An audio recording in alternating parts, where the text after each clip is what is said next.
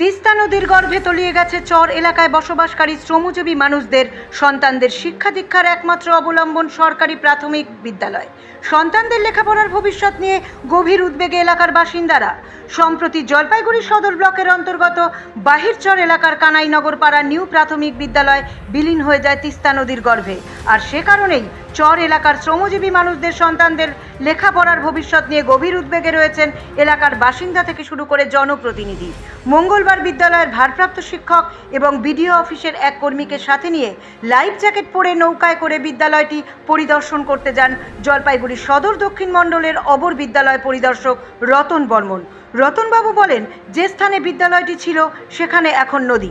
বিষয়টি ঊর্ধ্বতন কর্তৃপক্ষকে জানাবেন বলে জানিয়েছেন তিনি। এলাকার পঞ্চায়েত প্রধান জিতেন্দ্র চন্দ্র বিশ্বাস বলেন, চর এলাকায় শিক্ষার আলো বিস্তারে পুনরায় বিদ্যালয়টি নির্মাণ করা অত্যন্ত প্রয়োজন।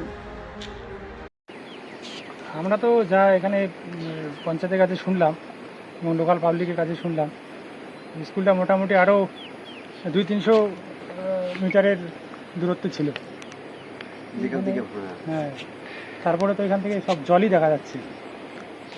তো এখানে আরও বসত বাড়িও ছিল, সবগুলো ভেঙে গেছে শুনলাম।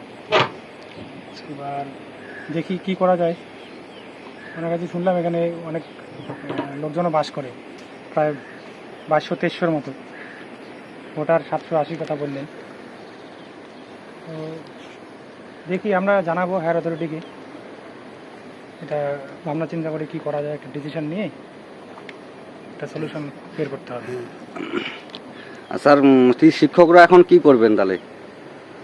শিক্ষকরা আপাতত স্কুল আমাদের নিয়ার বাই কোনো স্কুলে শিফট করতে বলা হয়েছে। গতকালকে ডিআই স্যার একটা অর্ডার করেছেন। আর ছাত্রছাত্রীদেরও সেখানেই যেতে বলা হয়েছে। তো এখন এইখানে যে পরিস্থিতি, এখান থেকে দেখি সরজমিনে দেখে মানে কোন স্কুলে বাচ্চারা গেলে পাশাপাশি গেলে সুবিধা হবে, সেটা পরে আমি স্যারকে জানাবো।